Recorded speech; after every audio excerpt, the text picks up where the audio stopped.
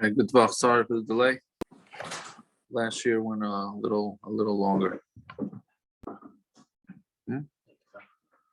Hold on 1 second, please. I guess I came up.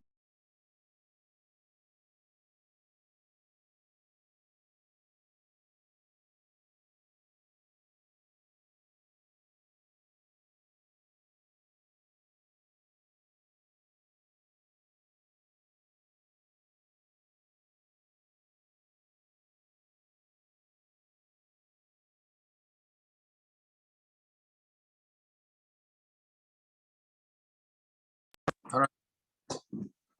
I'm sorry. Okay. Good talk. Again, we're the shir is Lili Nishmas Yehuda Shimon, Zechon Racha ben Rabbi Yeshua Yosef Moshe, and Ayileb Zechon Racha ben Rabbi Yeshua Adam Zalman. The neshamas should have an aliyah. I think I forgot to mention that last week. Okay, so continue with Hilchos Muktza. Just to review, so where the concept of Muktza, as we said, is the Rabbanon, and basically it's anything that you don't plan on using on Shabbos, so you're not allowed to. It's Muktza. It's out of your mind, right? Out of sight, out of mind. Well, I guess not out of sight, but it's out of mind, out of sight. Meaning you might as well put it out of sight. If it's out of your mind, I mean, if you had no plans on using this item for Shabbos, then it automatically becomes Muktza. Obviously, that doesn't mean that if you didn't have in mind to eat an apple, so then that's apple's Muktza. Because food, and we'll discuss that again later, food, everybody has their mind on food because you need food to live. So worst comes to worst, you're gonna end up have food even if you didn't plan on eating that particular food. But again, the basic rule is that anything that you didn't plan on having on Shabbos, so then that becomes Muktza. So we started with that you have Muktza machmas gufay, which is anything that doesn't have any use on Shabbos. So therefore, that's Muktza. So we said like rocks and dirt and anything like that, right? Another example that I don't think I mentioned was, let's say in the old days when they would take fruit. So the way they ate their fruit, so they would put it they wanted their fruit to stay longer. So they would put their fruit on the roof or on the field in order for it to dry. So when you put that fruit up there to dry, you put it out of sight, out of mind, literally. So you don't really want any of that fruit. So that fruit actually becomes Muktza. So that would be another example. So anything like that is Muktza.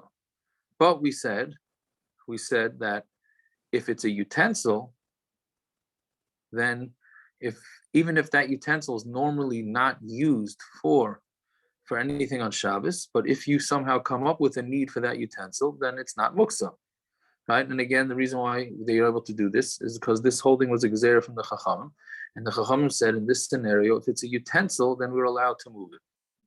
So we said the classic is using the hammer, even though a hammer is normally meant for building, but you need it to open walnuts or something like that, then that would be okay, because for utensils, your mind is somewhere somehow on the utensil. And also, if you just needed the place where the utensil was, then that would be okay, because again, the Chachamim said if you have something in a place that's Muktza, but you really would move that item, so then it's considered not Muktza for that need. Again, so that's called using it legufay or for makamim, for it itself or for its place. Okay, so now before we continue, there's a few other muktzas. Now, if you look, I looked around in some of the English svarim on Muktza and some of the Lashon Kodesh svarim on Muktza. So different books have different categories of Muktza. Some will have a category called Muktza machmas mias. It's Muktza because it's disgusting. Others won't make a specific category for that. Some will say it's Muktza it would be Muktza Machmas Isser. Others don't make a specific category for that, but I just want to discuss that for a little bit before we move on to the next Indian. So basically, again, if it's Muktza Machmas Mias, and you would never move this item because it's disgusting, so that's a form of Muktza. Meaning, even though it's really not Muktza, but since it's disgusting to you, and you're never going to move it, so therefore it's out of your mind to move it on Shabbos. So therefore it's considered Muktza. So for example, if you have a rotten fruit, a fruit that's rotting in the refrigerator, right? You would never eat that fruit on Shabbos, and you're actually disgusted by it. So therefore, that item would be Muktza. Now we're going to learn. I don't want to focus on that now, but there is something called one of the heterim to move Muktza is if it's disgusting, if it's a graf shalrei is what it's called in Lashon Kodesh, which really just means a bucket of excrement, of waste. So that's allowed to be moved because the Chachamim said that can be moved because it's disgusting you. So if this thing is so disgusting that it's bothering you, then you'd be allowed, there would be a head to remove it. We're talking about where it's not that disgusting, or it's not anywhere that it's necessarily going to bother you. Meaning, if you happen to go into your refrigerator and in the drawer you notice a apple that's rotten, so then, and you don't plan on going into the refrigerator anymore, so it's not really going to disgust you, so then leave it there and then remove it after Shabbos. If it's really disgusting you and you need that spot in the refrigerator and you're afraid it's going to affect other foods, so then of course you can move it because of this heter called graf shalrei. We're talking about where it's not necessarily a graf shalrei, right? It's not that disgusting, or you don't need that spot. So that would be one type of muktza. But again, it's whether you count that as a separate category or not, it all goes under the same umbrella of you never planned on moving it. So since you never planned on moving it, so then it's muktza. There is a machlokes that if you have a utensil that's disgusting, whether that would have, we just discussed that you have the kli shemalachta leisser, would we say that a utensil would still have that status of a kli, and if you needed the spot where the utensil was, then you'd be able to move it even though it's disgusting to you? Or do we say that it's worse and you're not allowed to move it, and so it's better to treat it as if it's worse than your utensil and you shouldn't move it at all if possible?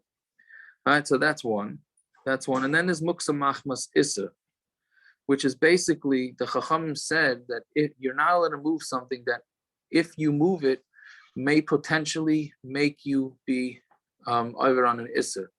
For example, if the leg of the table falls out on Shabbos, so you're not allowed to put it back into the table. That could be an Isser Daraisa of fixing. So again, we're not talking about if the leg constantly falls out and you keep putting it back. That wouldn't be a problem because there's nothing wrong with that because you're not doing any sort of building. But we're talking about where it just happened to have come out, so then that leg becomes muktza, and you're not allowed to move that leg because we're afraid that if we're going to let you move that leg, then you might end up coming to put it back in. So that's one of the examples of muktza that's machmas isser. The more common example is somebody's glasses break on Shabbos. So we're afraid that you might take the arm, I guess you call it the arm of the glasses, and you might take a screw, or you might take a pin and stick it in through the hole, and you might fix the glasses, which would be an isser. So then those glasses will become muktza, because what we call muktza machmas isser, because we're afraid if you're going to move it, then you might end up fixing it. So the Chachamim said, okay, no moving it, and since you're not moving it, then you're not going to come. If you can't move it, then you're not going to come to fix it, right? So that would be that type of muktza. That's also where you get to where some say that the buttons, I think in Klal Yisrael, I think it's accepted that buttons are muktza, which I think we discussed this a couple of weeks ago. It's not so simple that buttons are muktza. It really would depend on what type of button it is. but many hold that you would be able to move a button and hide it or whatever it is so you don't lose it.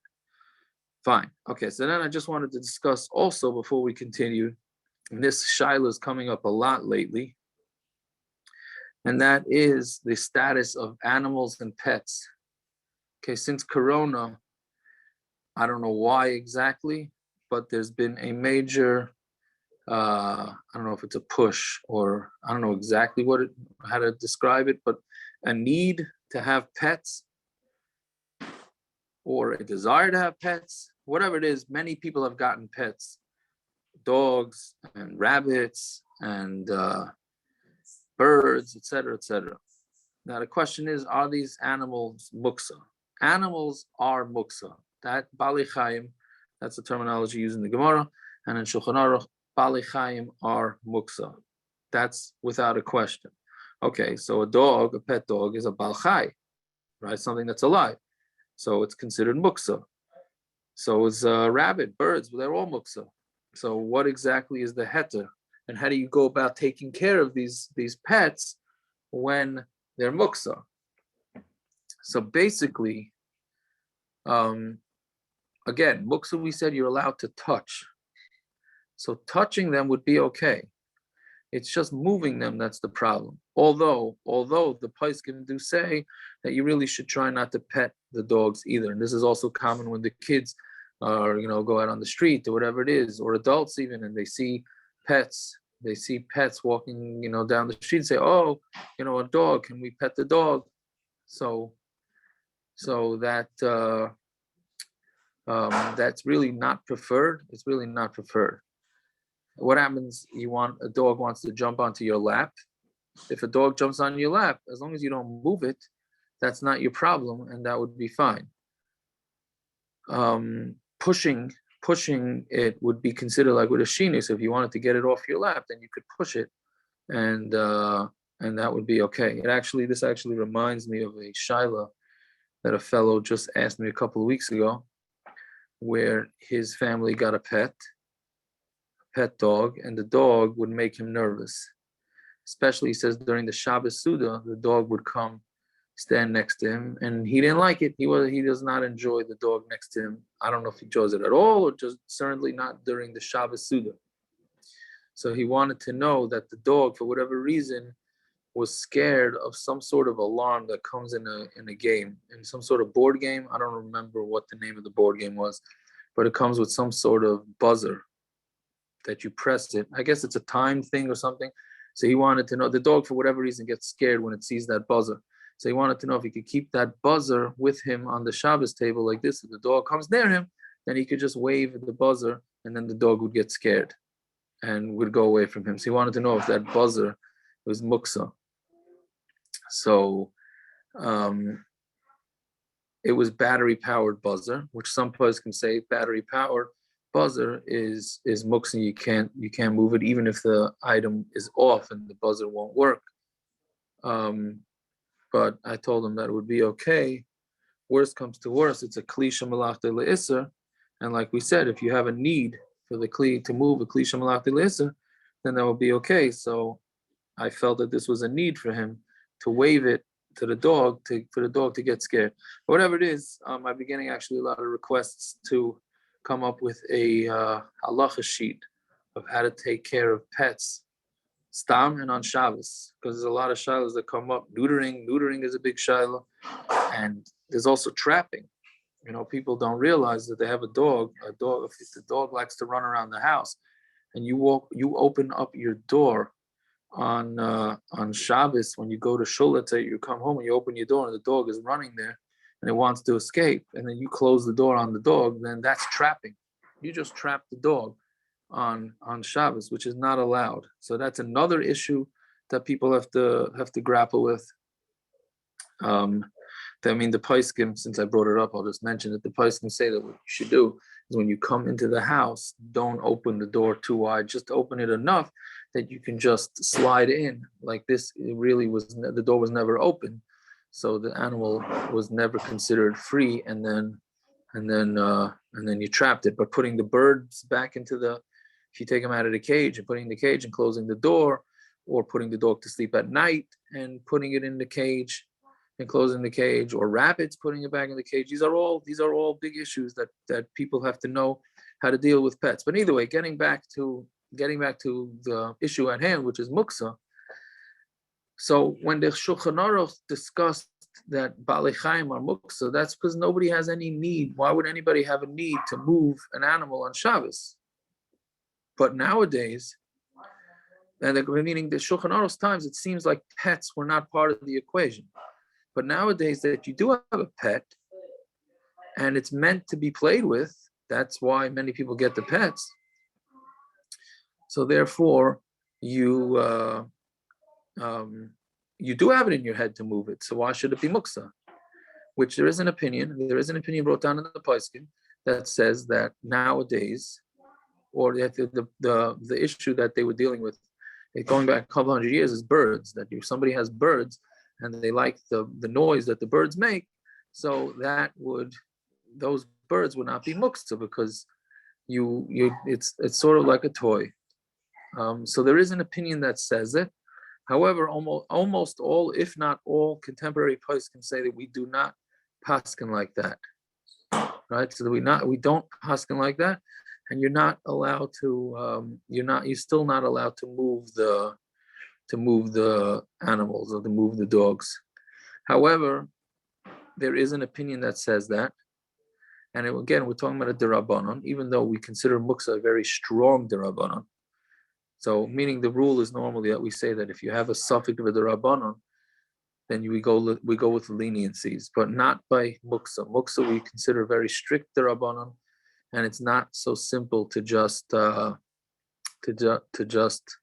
say, oh, it's rabbinic, so we can be mekel. However, again, depending on all the different situations, if you have a child who needs it or an adult that needs it for attention deficit disorders, etc., and if it's a kid and the kid doesn't know that it's usher, and there are lenient opinions, and then we would allow in certain situations for these pets to be moved based on the lenient opinions that it's really a toy, right?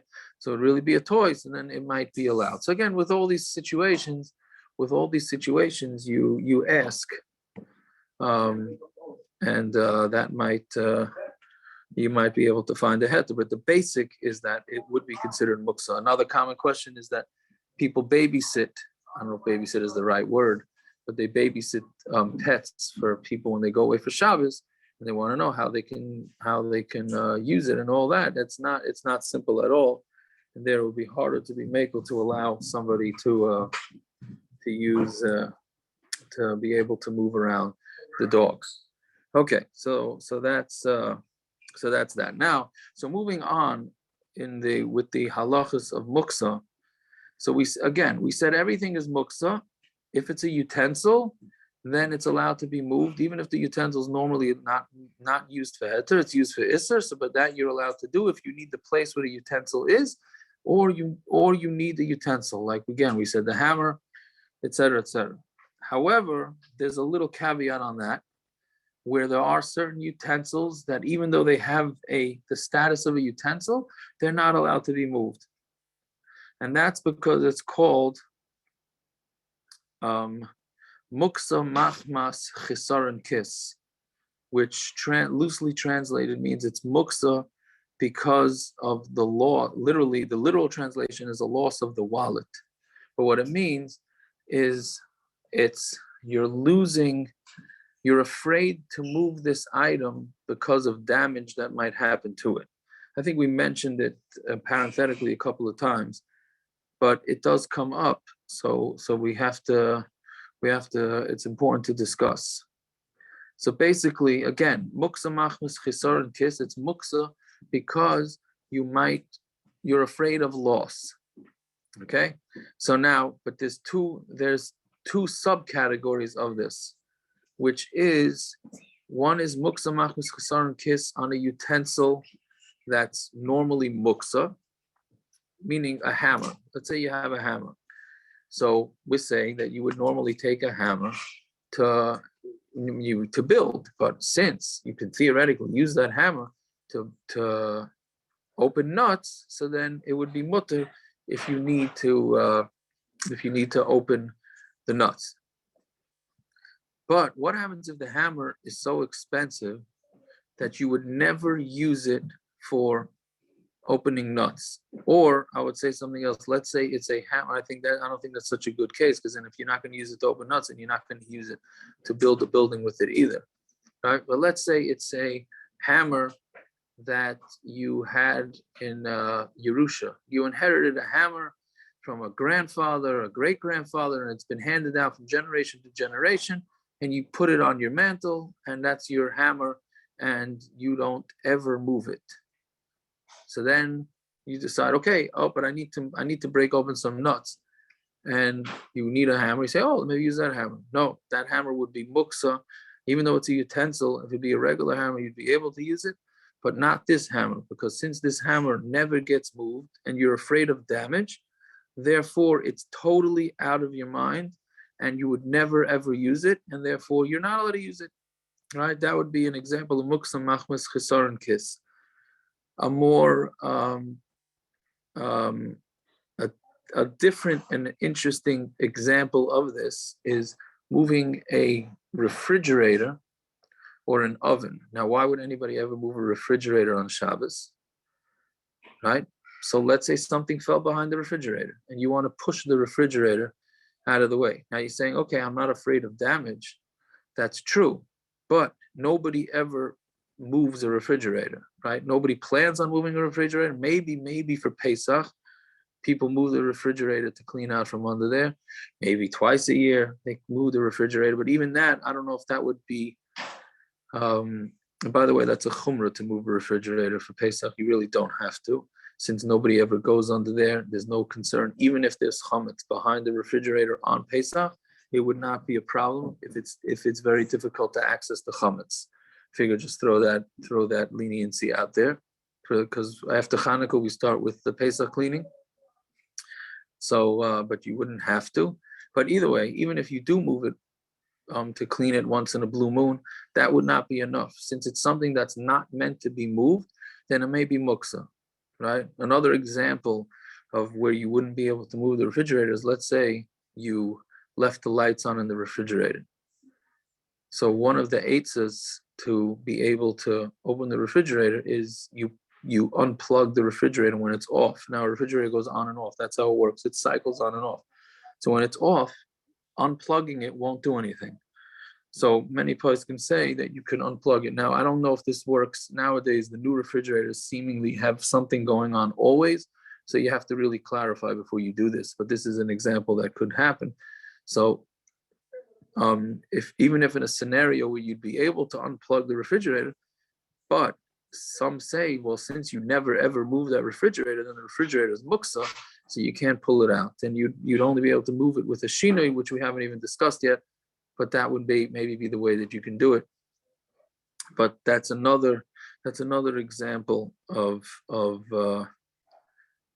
moving. Not it's muktza mach. We call it muktza machmas chesaron kis, not because you necessarily damage. I mean, that it comes from that you don't want to take a loss, but it basically means that anything that you would never move, that's a muktza machmas chesaron kis, right?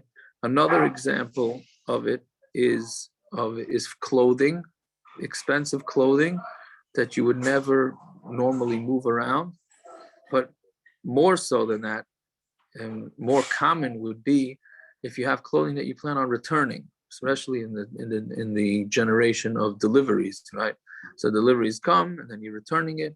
So when you have clothing that you plan on returning, and let's say you left it on your bed from before Shabbos, then that's muktza machmas chesaron kis, because you don't want to be moving that clothing, because if you stain that clothing, you might not be able to return it, although that shaila happens a lot. If the clothing gets stained, can you return it? Do you have to tell them about the stain? That's a different subject for a different time. But bottom line is, since you don't want it to get dirty, then that clothing that's going to be returned becomes muktza machmas chesaron kis, even if it's a cheap item. Since you plan on returning it, and you know that if it gets messed up, you're not going to be able to return it, so then that would be muktza. The other subject, and that we had this a few times, but we'll bring it up again, is the smartphone. Is the smartphone considered muksa or not? Right? So we said that it's considered a utensil. So therefore, if you needed the smartphone for the alarm, excuse me, then that would be allowed. Right? If you used but meaning you use it for alarm, or you just need it, you left it on the table and you want to remove it from its place, it would be allowed. However, that would really depend on how you use your cell phone. If you are the type of person that treats the cell phone with kid gloves, right? So then that might come Muktza machmas chisar and kiss. Then that you would not be able to use it for an alarm, and you would not be able to move it off the table. I don't believe too many people treat their cell phones like that. Maybe in the old days, or if you have a very expensive cell phone that you use for business, or like a camera, let's say, a camera, that would be something that you never move it only for its intended need, then that would be Muktza machmas chisar and kiss, and it would not be allowed. Right? So, and then another item would be keys to the car. You have a key ring and you need the key that's on the ring, but the key ring also has the key fob for the car, right? So again, most people throw those keys around, so it's not such a concern. However, the poskim do say that you should try and remove the good key off the keychain, so you don't have to carry the keychain with the muktza on it. Also, what you can do, this is a leniency, is that even if you know it's something expensive that you don't normally use, but if you have in mind before Shabbos that for this Shabbos I'm going to use it, then that would work. So that's a big leniency. So let's say your cell phone you usually do treat with kid gloves and you don't use it, but if before Shabbos you have in mind, say for this Shabbos this is not considered expensive and I'm going to move it, then that would work. And then you would be able to use it for an alarm. I don't know, it would be weird. I mean, it's strange, but this is what happens when you learn halacha. You learn leniencies. But imagine you answer the door to your house and you have a cell phone in your hand on Shabbos. I imagine many people would not want to do a shidduch when you say, "Well, I came to the house and they answer the door holding a cell phone," right? But it's mutter. What should I tell you? I mean, if you throw your cell phone around and you were allowed to hold it in your hand because let's say you can't just walk around with a cell phone. But if the alarm went off and you're carrying your cell phone to another room to shut it, or you need the alarm in the different rooms and you're allowed to carry the cell phone, that is perfectly mutter. Maybe you tell the person the halacha, and maybe you actually, if they look at you a little strange, you actually teach them some Hilchos Shabbos, and then actually that would be good. But anyway, so one of the examples that the poskim say is that would you use the item as a paperweight? Meaning you have papers on a desk, on a table, and you need to make sure you don't want it to blow off onto the floor. So some poskim say, well, it's an expensive item you wouldn't use as a paperweight, right? And if you're using it as a paperweight, that means that you don't put so much thought into it, and that would be enough. That would be enough to make it that you'd be allowed to move it if you have the need. Now, a more common case, so that's all if the thing is normally muktza, like we said with a hammer or a cell phone, it's muktza, but you need it for a permitted reason on Shabbos, right? But the more common case is it's actually you have the same muktza with something that is used on Shabbos. For example, excuse me.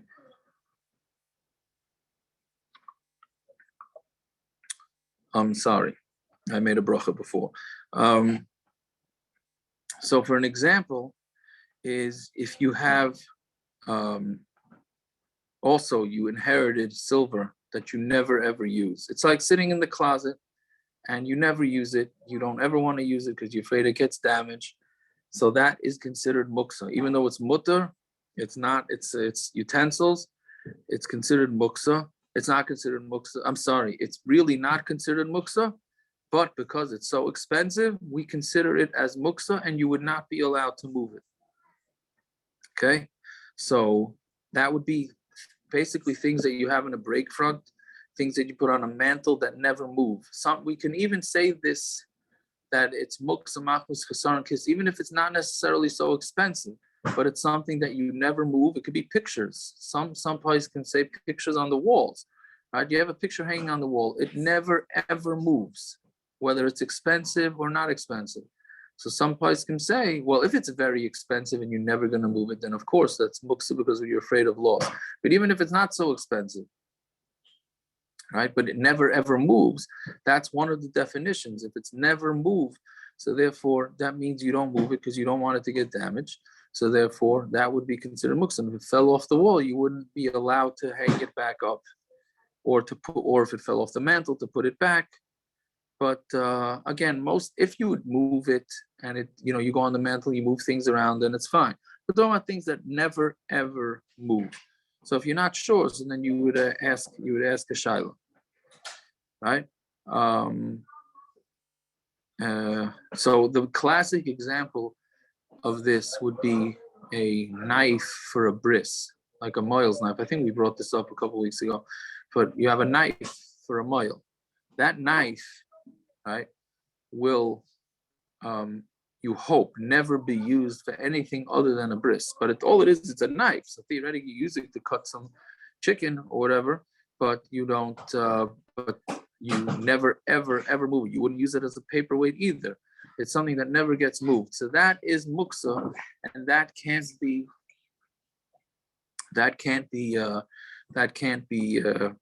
moved, right? I don't know. I'm trying to think of more examples. It's not coming to. Oh yeah, hey, how about a candelabra that you're not using? We said in previous weeks that the reason why you're not allowed to move the lichter or the candlesticks is because they become Muktza because there's fire. There's fire in it, right, on Shabbos. But let's say there was no fire in it.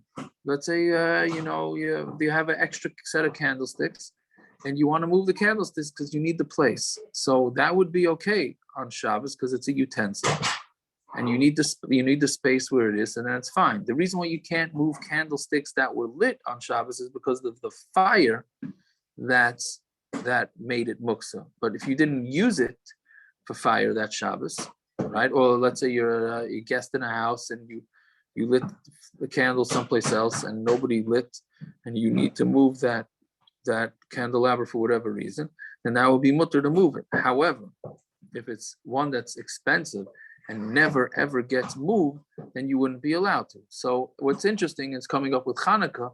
What would a menorah be? Obviously not a menorah on Shabbos Hanukkah because that's lit, right? So since that's lit, it's going to be Muktza. But let's say you just want to show somebody your menorah. You got a new menorah. Let's say this week you got a new menorah. You want to show it to somebody. So it's a kli. Well, I don't know if that's considered a need.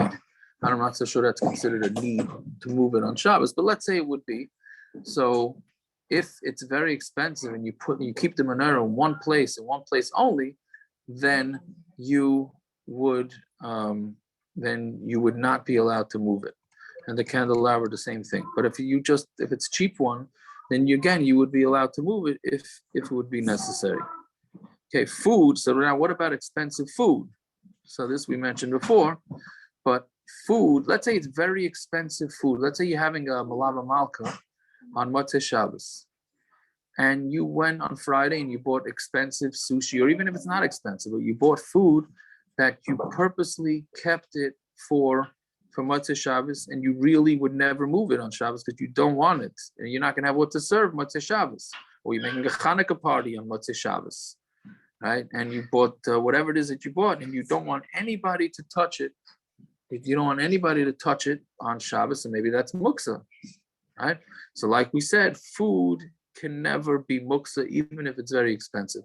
And the reason for that is that if chas v'shalom something happened, that all your food went sour or whatever it is, then you push comes to shove would use that food because nobody wants to not enjoy the Shabbos, and or chas v'shalom if it's really desperate, nobody wants to starve, etc., etc. So food is always somewhere in the back of everybody's minds. So therefore, food is never going to be Muktza. Okay, so that's basically, I think that's that. I don't think it would be worth to start another subject. So that would be it. So now I'm just to look at the questions. If anybody has any questions, please post them now. Okay, so let me see. So so if a bird flies out of the cage on Shabbos, see, the problem is, even if you get the bird back in, but by closing the door, you're now trapping it. But that really would depend on how big the cage is and if it has room to run around. If it has room to fly around in there and has a lot of room, so then it doesn't really escape. So even though you're closing it, then that's not really trapping it. But if it's a small cage, which I think most are, and if you don't close it, then it would escape. Then you have a little bit of a problem with putting it back into the cage. Okay, so then if there's a bris on Shabbos, so that's the intended use of the knife. Since that's the intended use of the knife, so it's not muktza. We're talking about using the knife for an unintended use. Since you would never have in your head to use that knife for an unintended use, then it's not a problem. I'm saying that it's a problem, but it's not a problem for the bris because that's using it for its intended use. That was what in your head and besides, we said that if you have it in your head from before Shabbos, then it would be allowed. So from either one of those reasons, then that would be okay, and that's why the moil's knife is not going to be muktza for the bris. So taking rotten fruit out of a fridge, would that be butter? Yes, that would be butter, but it would really depend on the mixture, right? It depends if it's mixed with fruits of different sizes and different types of things. So there would be a potential for butter. The easy way out would be to take some of that fruit together with another fruit. And also, if there's fruit on top of it, so I don't know if anybody remembers the butter share from last year, but we did say that there's a concept with fruit and with coats. Like if you have a coat on the bottom of a pile, you're allowed to take off the coats from that on top of it because that's not called butter. That's called getting to the bottom. So if this was under other fruits, that's good. You would have the heter of removing the fruits that are on top of it. But again, it would depend really on what level of butter it is. Okay, is raw frozen food muktza? If it's frozen food, that's that if you defrost it, it would be edible. Then that's not muktza. Even right now it's frozen, but you can defrost it. That would be even before the end of Shabbos when there's not enough time to defrost it. But if it's meat, then I think we discussed this 2 weeks ago. If it's frozen meat, then it's muktza. So you do have a problem, but there are ways to move it, which maybe next week or the week after we'll get to the heterim finally of how you can move all sorts of muktza. But yes, frozen meat, frozen chicken. If it's cooked meat, I'm sorry, then it's not muktza because you could defrost and eat it. We're talking about raw meat and raw chicken, then that would be, yes, that's considered muktza. Right, so that's a painting or a picture on the wall that gets knocked off or tilted. So can you put it back? So it really depends on the type of painting that it is. If it's really something chashuv, etc., then maybe you can't. But from what I understand, most paintings would not have that. And people do move paintings, and then if it's like that type of painting, then you would be allowed to straighten it out, and you'd be allowed to hang it up. Yeah. So I think. Let's see. Okay, so there's a butter question, even though we're learning muktza, but take the pit out of avocado, is that considered butter? I believe that the place can say that that's not considered butter because that pit, it's not a mixture. In order to have butter, it has to be a mixture. That pit inside of an avocado is not a mixture. It's two separate entities. If you have two separate entities, then that's not butter. If And I mean, anyways, when you take out the pit, if you take a little bit of meat of the avocado with it, then for sure it's okay. But I don't believe you even have to do that because it's considered two separate entities. Okay, so that's it. I wish everybody a good week. And if there's any questions throughout the week that come up or whatever it is, then please let me know. The shiurim are available on tystein.com. Usually they get uploaded pretty fast, thanks to my brother Peretz. And everybody should be matzliach and have a good week.